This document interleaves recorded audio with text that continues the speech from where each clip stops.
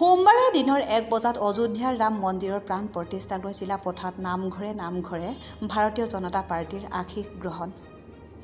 কালী মন্দিৰৰ প্ৰাণ প্ৰতিষ্ঠা, ৰাধাকৃষ্ণ মন্দিৰত যজ্ঞ অনুষ্ঠান, বোকাবিলত ৰাজহুৱা পূজা অৰ্চনা। উল্লেখ্য যে অযোধ্যাত ৰাম মন্দিৰত ভগৱান ৰামলালৰ প্ৰাণ প্ৰতিষ্ঠাক লৈ ব্যাপক উৎসাহিত হৈ পৰা দেখা গৈছে ভাৰতীয় জনতা পাৰ্টীৰ কাৰ্যকৰ্তাসকলক। ধেমাজিৰ চিলাপথাৰত ব্যতিক্ৰমী ৰূপত দেখা গ'ল বিজেপিৰ কৰ্মীসকলক।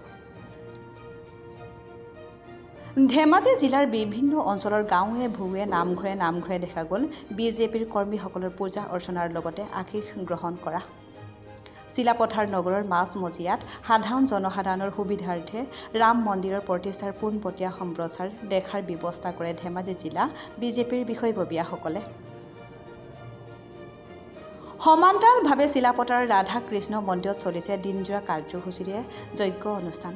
ইপিনে নতুন গাঁওস্থিত সাৰ্বজনীন কালী মন্দিৰত কালী মাৰ প্ৰাণ প্ৰতিষ্ঠা অনুষ্ঠানৰ লগত সংগতি ৰাখি আয়োজন কৰা হৈছে পুৱাৰে পৰা দিনজোৰা কাৰ্যসূচীৰে নাম কীৰ্তন অনুষ্ঠান।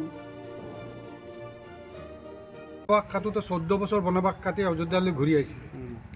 আমাৰ ভাৰতবাসীয়ে ক'বলৈ গ'লে 500 বছৰ আমি বনবাস কাটিবলগীয়া হৈছে।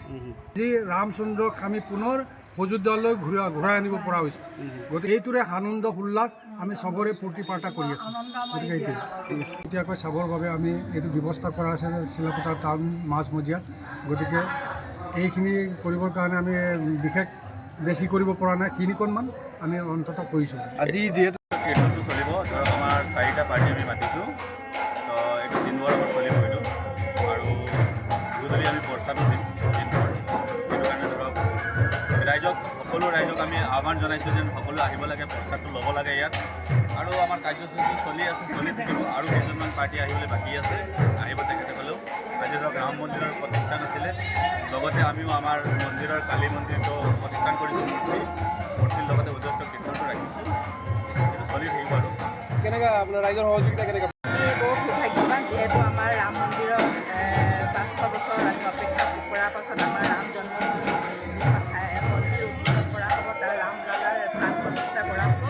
সেই সংগতি ৰাখি যিহেতু আমাৰ চিলাপথাৰ 8 নম্বৰ ৱাৰ্ডত আমাৰ ইয়াত বিশেষকৈ আপোনালোকে দিনজোৰা কাৰ্যসূচী উদ্দেশ্য কীৰ্তন আমি ইয়াত কৰিছোঁ। আমাৰ ইয়াতো মা কালীৰ প্ৰতিমা আমি স্থাপন কৰিছোঁ।